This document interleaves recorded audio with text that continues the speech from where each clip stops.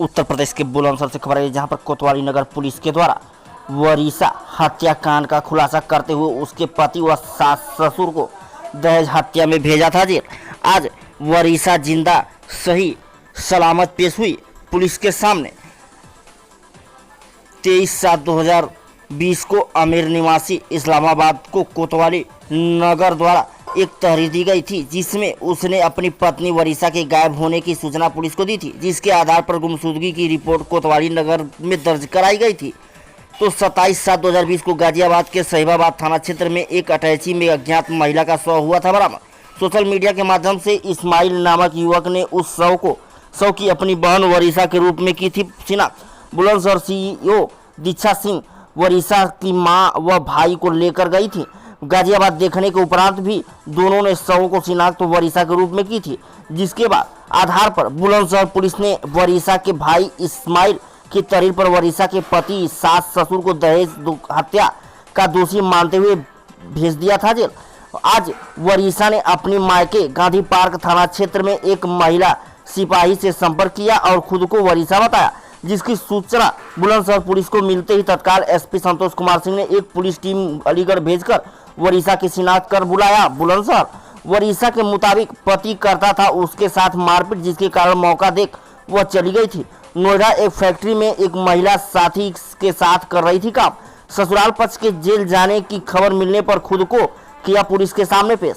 Bulandshahr SSP Santosh Kumar Singh ने बताया कि गाजियाबाद पुलिस को इस बारे में सूचित कर दिया गया है।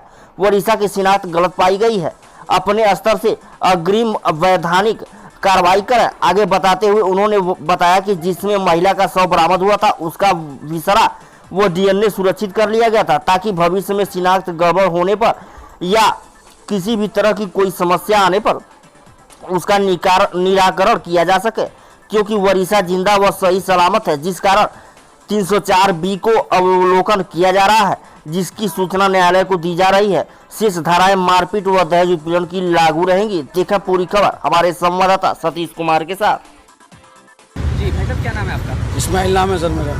कल जो गाजियाबाद के साहिबाबाद में एक लाश मिली थी, वो किसकी थी? आपकी क्या लगती थी वो? जी वो मेरी छोटी बहन है। अच्छा, कब से लापता थी वो? 23 जुलाई से लापता है। 23 जुलाई 2020 से? जी। कहाँ से लापता हुई थी? बुलंदशहर ससुराल से अपने। क्या पति क्या करते हैं इनके? कब शादी हुई थी? मुर्गे का काम करते हैं। 1 जून सन 2020 में शादी हुई थी। कोई दहेज मांगा था? जी दहेज मांगा था। कितना? बोल रहे थे हमारा काम है उसका मुर्गे का, हमें गाड़ी दो।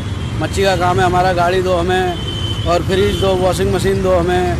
सारा दहेज मांग रहे थे। हमने जितना हमारी गुंजाइश थी हमने उतना दिया, उसके बावजूद भी अलग मांग रहे थे।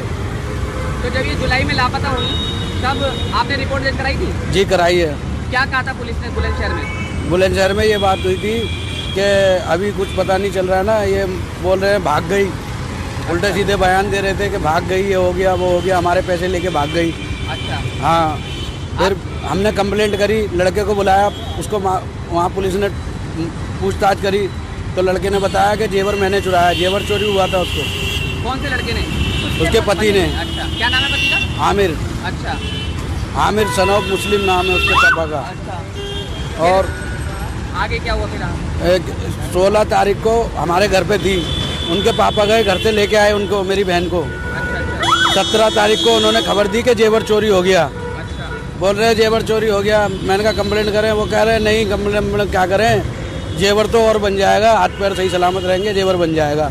हम भी किस पर शक है, ये यहाँ कैसे पहुँची होंगी? हमें उसके बाप पे, उसके पति पे और उसकी सास पे शक है, उन्हीं लोगों ने ये काम करा है। अच्छा, क्यों किया होगा?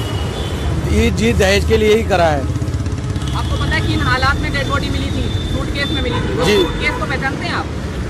सूटकेस को हम नहीं पहचानते, लेकिन हम बॉडी को पहचानते हैं, हमारी बहन है। क्या नाम है? थोड़ा बहन के बारे में बता दीजिए। मेरी बहन का नाम वरीसा है और उम्र 20 साल है। उम्र 20 साल है। कब गुमशुदा हुई थी? जी गुमशुदा कौन सी तारीख को? 23 जून को। 23 जून को।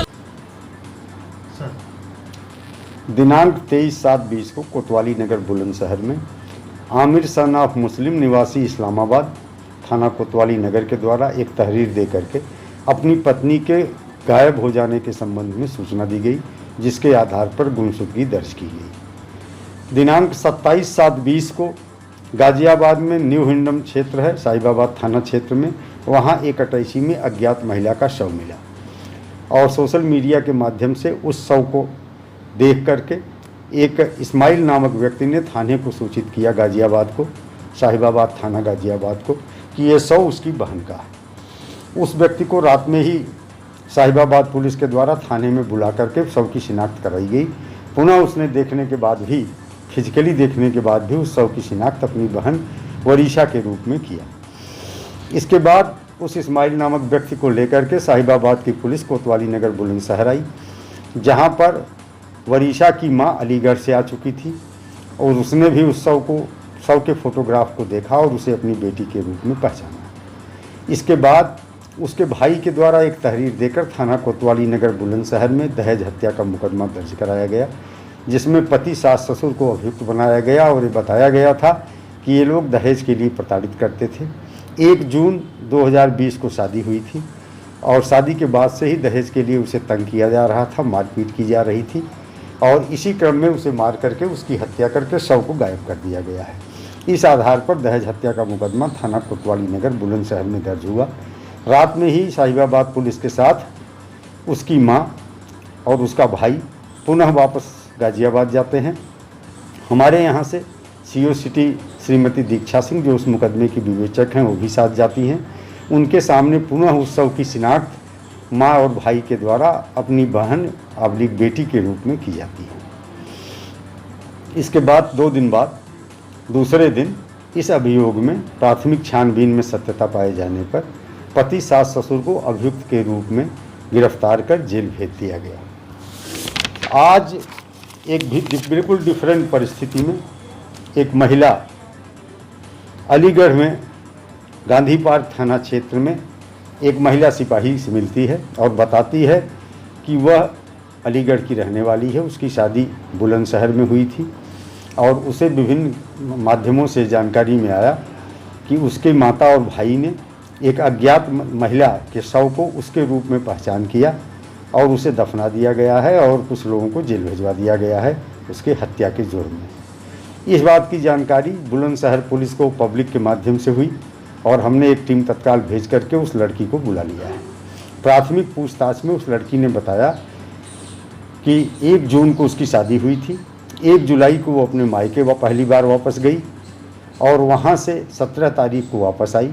वापस आने के बाद उसके पति सास ससुर ने उसके गहने छीन लिए, उसके साथ मारपीट की और ये आरोप लगाया कि उसके माता पिता ने गहने चुरा लिए हैं।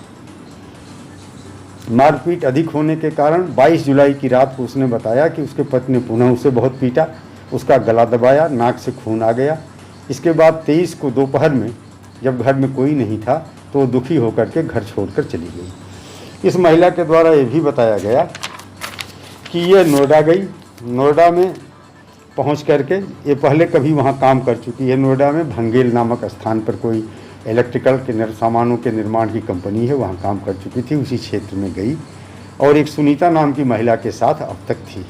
आज ये उसी क्रम में वापस अलीगढ़ जा कर के उस महिला कांस्टेबल से मिली और इसने पूरी बात बताई। अब यहाँ 2-3 चीज़ें उल्लेखनीय हैं। एक तो जिस महिला का शव प्राप्त हुआ था उसका बिसरा सुरक्षित कर लिया गया था क्योंकि उसमें मृत्यु का कारण स्पष्ट नहीं था। दूसरा, चूँकि पुलिस को यह आशंका थी कि हो सकता है शिनाख्त में गलती हो जाए, इसलिए उसका DNA संरक्षित करा लिया गया था ताकि भविष्य में अगर कभी इस तरह की कोई समस्या आए तो उसका निराकरण किया जा सके। और आज चूँकि महिला जीवित लौट आई है और इसके बयानों से स्पष्ट है कि इसके साथ दहेज प्रताड़ना, मारपीट हुआ है। अतः जो अपराध इसके भाई द्वारा दर्ज कराया गया था उसमें से धारा 304B को विलोपन किया जा रहा है क्योंकि महिला जिंदा है। शेष धाराएं दहेज उत्पीड़न की धारा, मारपीट की धाराएं यथावत रहेंगी और इसमें हम कल न्यायालय को सूचित कर रहे हैं। साथ ही गाजियाबाद पुलिस को इस संबंध में अवगत करा दिया गया है कि उनके यहाँ 27 तारीख को बंद अटैची में जो अज्ञात महिला का शव मिला था जिसकी शिनाख्त वरीशा के रूप में की गई थी, वो शिनाख्त गलत पाई गई है। उस संबंध में वो अपने स्तर से अग्रिम वैधानिक कार्रवाई करें।